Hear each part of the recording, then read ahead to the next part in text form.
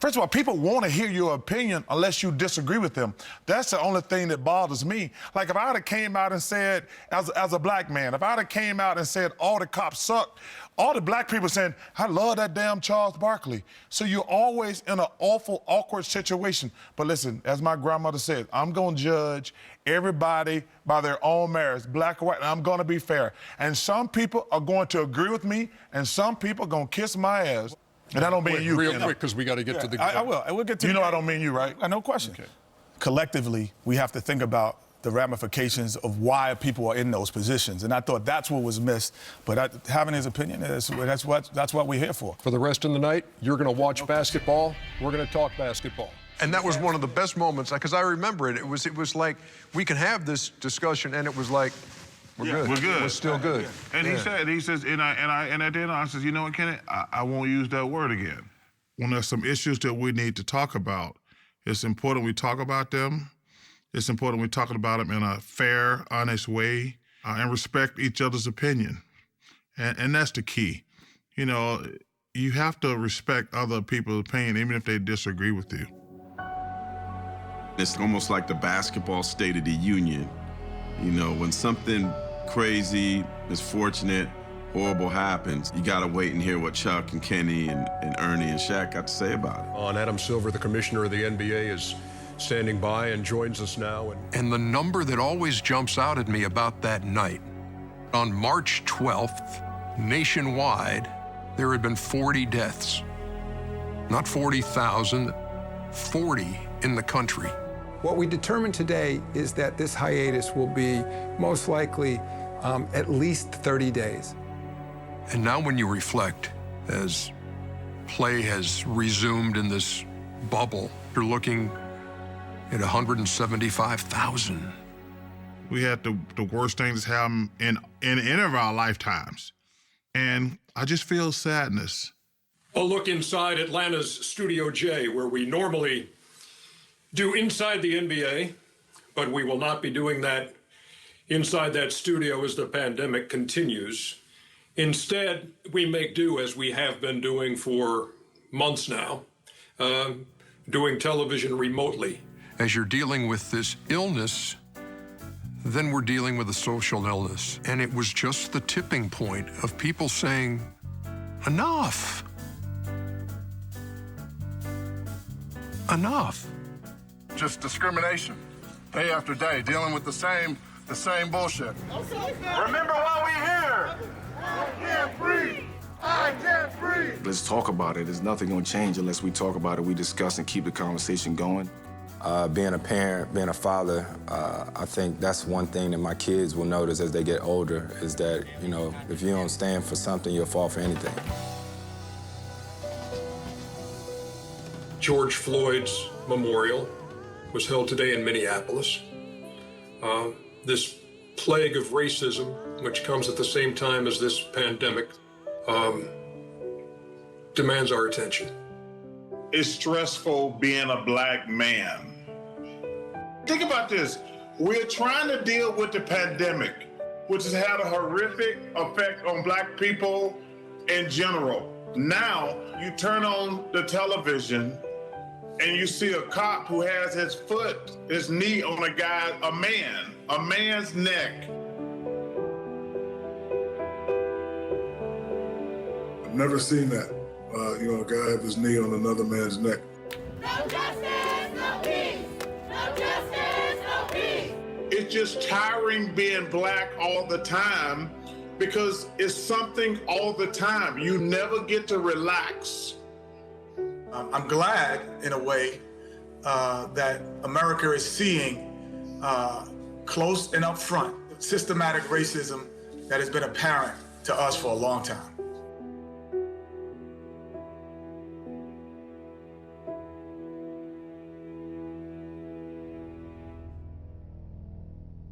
What we've been able to do here at Inside is take a microcosm of the world through the lens of sport.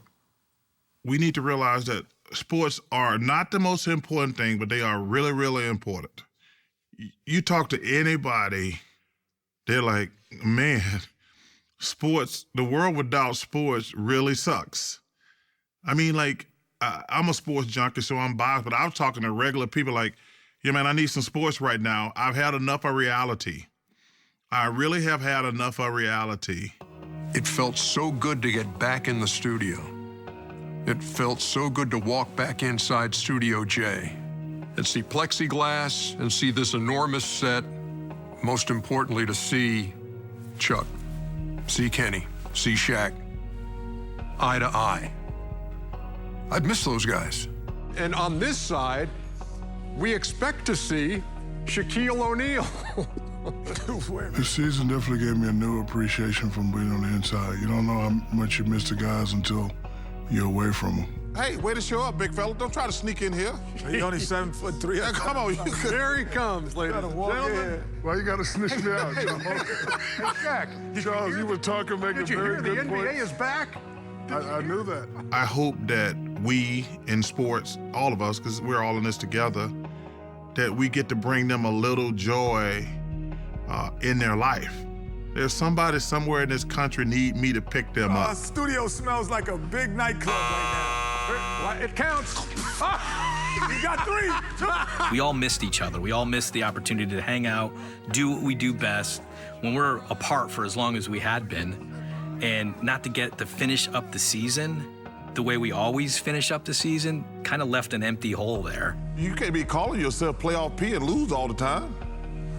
And that's what they brought him there for. You don't see me walking around saying, hey, I won the championship and I didn't win it. They'll call you championship Chuck. They'll call me championship Chuck. It felt great. We were back, and the NBA was back, and the players' voices were being heard.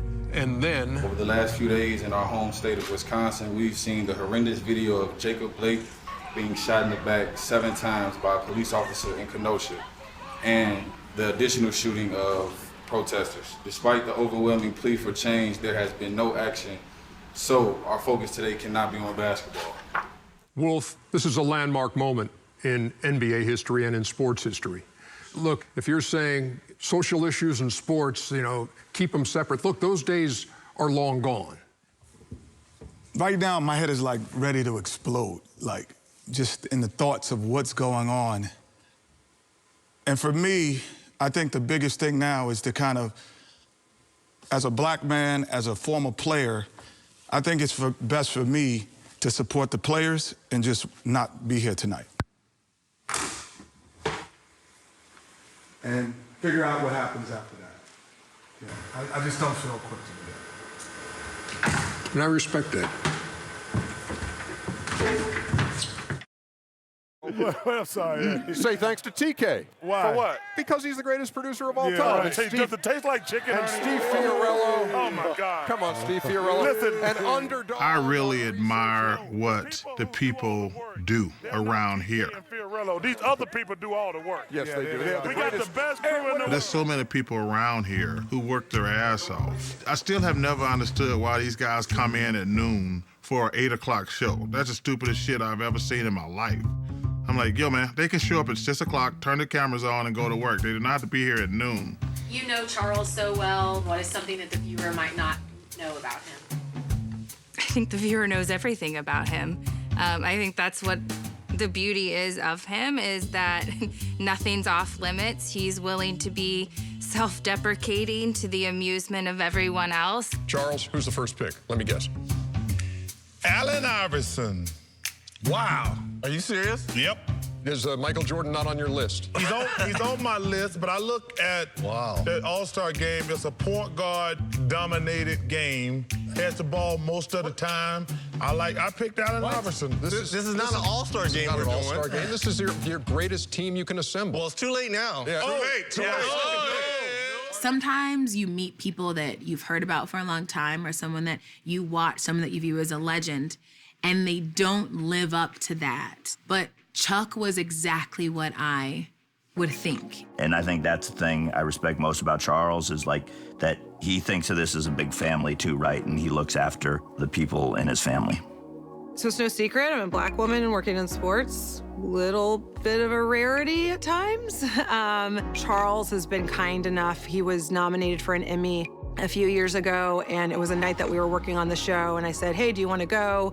You're nominated at the Emmy ceremony. And he said, no, I want you to go. I want you to accept the Emmy if I win. I said, I'm honored, thank you, but maybe one of our more senior leaders should accept it. And he said, no, I want you to accept it because I want them to see that we have a Black woman in charge. And that was really special to me. The things that happen away from the camera with Charles, you know, just kind of blows me away. And I know everybody who's worked on the show for any length of time have a story like that. Charles actually gave my alma mater $1 million. He didn't know anything about Clark Atlanta University. And because of me, you know, Charles gave my institution some money. Get a knock on the door, and it's a florist, you know, with a dozen roses. And from Charles to my wife, you know, just saying Happy Mother's Day and, you know, wishing you the best during your pregnancy. I had open heart surgery. Charles comes on the phone and says, I just wanted to see how you're doing, and I can't believe the doctor found a heart. And that's Chuck in a nutshell. Caring, but always poking fun. It truly is a family. You know, we've watched people get sick. We've watched people die. You never really want to see anything bad happen to them, but life happens, and we've been there for each other. We've hugged each other. We've consoled each other, and it's what you want out of life. Time is something that cannot be bought. It cannot be wagered with God, and it is not in endless supply. Time is simply how you live your life. The night before he gave that speech, he told me that he was losing the battle. Perhaps it's my life coming full circle. Maybe it's just the kid inside all of us. Or perhaps it's a few minutes in my life that leukemia cannot take from me. I think what you saw when we lost Craig is this outpouring of appreciation for him and what he meant to players around the league, in addition to what he meant to us as, you know, we're his teammates at TNT. It's a nice suit you got on there. Easter passed, though. Easter already went by. You take this and you burn it. It's not any part I can keep? No, nothing. We got to do this in the preseason? Are you kidding me? Part of the contract. In the preseason, we got to do this? And he lived for those game nights when he could patrol the sidelines. And I think everybody in the league saw that drive and that determination and that love for the game. We want your Fanny back on the court, and I promise I'll be nice. Get back here. You know, for somebody who's been with Turner 33 years, I never missed a day of work. I was never sick. I was always running around, burning the candle at both ends. But the reason that, like, the league responded while he was going through treatments and he was trying to continue to work is that he had earned the respect of players around the league. We love you, man. Thank you. Thank you. I'm gonna ask you a question. How in the hell you go 30+ years without getting a finals game? That don't make no sense.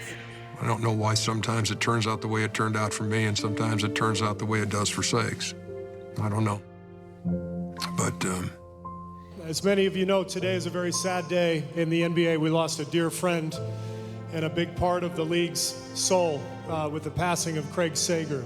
While we considered a moment of silence, we thought it would be more appropriate, given the way Craig lived his life and the joy that he brought to so many people, to have a moment of joy instead. So I'd like all of you to join me in an applause for a great man and a life well lived. Thank you.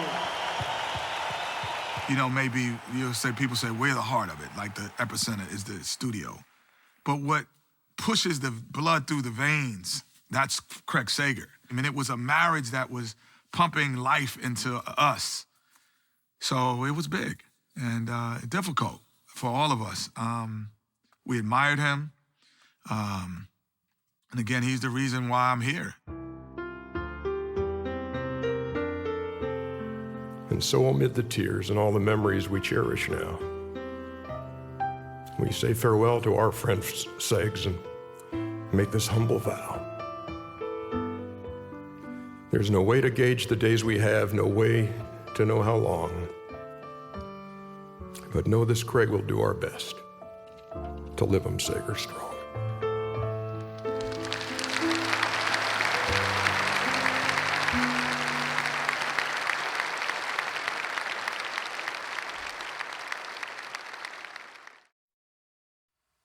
I think when Saturday Night Live started to do skits on us, I knew we made it. I mean, I grew up watching Saturday Night Live, and, you know, they wanted our guys on their show. Holy shit. There's so many great moments on the show. I think one of my favorites is the fact that we got to go to Saturday Night Live. We're going to work with some of the crew members tonight. Going to be a lot of fun.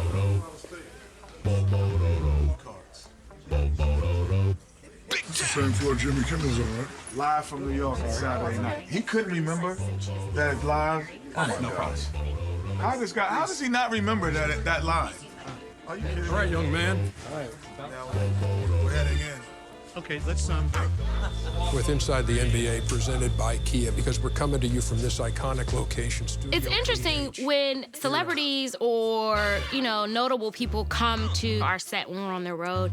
They're so enamored by it. But this time, when we were at Saturday Night Live, Ernie was enamored. He pulled me to the side and said, "Can you grab some photos of me coming out of the main door?" And I was just taken aback. And you are. Oh, wow. Look at Shaq. Damn, he had to bend down? Yeah. Wow. If you're a fan of those dudes, it's really amazing to see them, like, in front of you. So the fact that they came and, like, you know, hosted from our studio and, like, on our stages was just, it was just so flattering to me, and it's not even my show, you know what I mean? Okay. Shaqster. What's up, y'all? It's such a gesture towards, you know, both of those shows being staples, you know what I mean? They've been doing it for 30 years. That's crazy. That's amazing. From the set of Saturday Night Live in New York City, it's Inside the NBA. And how cool a night is this for all of us at TNT? To see and walk those stages where all those skits and all that great comedy has been produced over the years was just a thrill. But like to hear how much reverence they had about our show and how much respect they had for what we do and how we put on the show was really cool. Are you excited about it, man? I am, man. It's been a great week so far, and I can't wait for Saturday night. Fourth time? Yes, sir. Big time, boy. I tell you, man, your acting skills are really not improving. That was the fourth time. It's like still looking the same. The best thing about Inside coming up to New York for that was, by the time you get around to Thursday, your brain is fried. You're tired mentally and physically. And to me, it was just like a family reunion. And it was just awesome for those guys to share that with me. It was nice to make those guys laugh, you know, with, you know, stuff that you've written. Get used to it. What's up, Ernie? How are you? What's up, Ken? How you doing? Chuck? Shaq? What the business? The whole experience was just really cool. It was like, you know, being a kid around, you know, your basketball heroes, basically. Well, it was incredible. I mean, these are people that, you know, I idolized. I got to meet Lorne Michael, who, you know, I told him, you know, I stole everything from your show, and, you know, he kind of laughed it off. And then he said, you guys seem to have a lot of fun. And I said to him, I wanted to be like you. As we got finished, they told us to come on out to the stage because they were going to take a picture of everybody from the crew. As we walked out, Ernie was talking to Lorne Michaels. Ernie called me over and he said, Lorne, this is Alex Hoovers. He's the guy that does a lot of the comedy stuff on our show. Lorne Michaels shook my hand and he looked at me and he said, are you the guy that just did that Michael Jackson bit? And I said, yeah. And he said, that was really funny. And I thought to myself, it cannot get better than this. You know, this guy has been the greatest comedy producer of the last 40 or 50 years, and he's telling me I'm funny. So I can stop right now. I just shook as many of their hands and said, you guys inspired me to, you know, to come up with a show that was different from any other sports show, and to try to incorporate silliness and all that. For the folks who didn't see it last night. You know, I work with amazing people. That's why I love it when the show wins, because there's so many people around who put the show on. Hey, you know, one of the shows we beat for best show. Oh, yeah, you got to put this in. Best damn sports show, period. I guess y'all not. Y'all the second best. Just, you know, you gotta have it. I don't care. John Salas, my guy. A very classy move by Charles here on Inside. I know you're joking. Hey. It's interesting what may or may not have been. We didn't know at the end of Charles's first year exactly if he was going to stick around for the long haul or not. I'll make sure that you two, my comrades in arms, will be the first to know. There were some rumors at the end of Charles's first year that Michael Jordan was going to return and play for the Wizards. Doesn't matter what I say, I'll let you guys know. Okay. I'll break it right here on TNT. And he was going to bring both Charles and Patrick Ewing along with him. You know, I have no idea what's going to happen in the next 2 months, but I have really appreciated TNT and all the great people. And I think some of us thought he was really going to go. This is for you because y'all, you're going back to the Wizards, and they're going to be on an early vacation, so you're going to be going fishing. We actually had a goodbye show.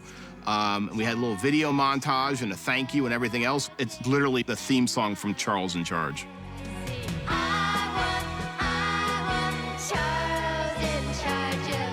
Hey, man, you know, y'all making me, you know, sentimental. I know you are. I think I'm going to be back with y'all next year. You know what? Well, you can come on. We would love it. I think I'm going to be back with y'all next year. We would love it. If we get you to sign off on that right now, we would. Well, first of all, I made a good decision not joining the Wizards. Watching old videotape from where we started, it's hilarious. I mean, 19 years is crazy. And considering I said I was going to do this thing for 2 or 3 years. That was my worry, too. When you signed on, I was excited that you signed on, but I said, when the novelty wears off, how long is he going to want to do this? Right. You know, but you still come in every night. Let's have some fun tonight, y'all. To be blessed to play in the NBA for 16 years, and then to go on and get paid to watch the greatest basketball players ever every night as part of your job, you can't beat it, period. Let me tell you right now, man, I know covering you as a player and watching you bring it every night, you drop 35 or 40 on somebody, but every fan who left that place was entertained. And well, we've left the studio every night feeling the same way, man, that you brought it and then you just left us laughing, man. Ernie, because let me tell you this, the game is the most important thing. Number one, it's above everything. But secondly, we're supposed to entertain the fans. And those are the only two things that I want to do. I want them to enjoy the game. I want them to enjoy watching the game and watching us on TV. That's it. I don't care about anything else. But I never doubted in the 20-plus years that I've been here that he was going to go anywhere.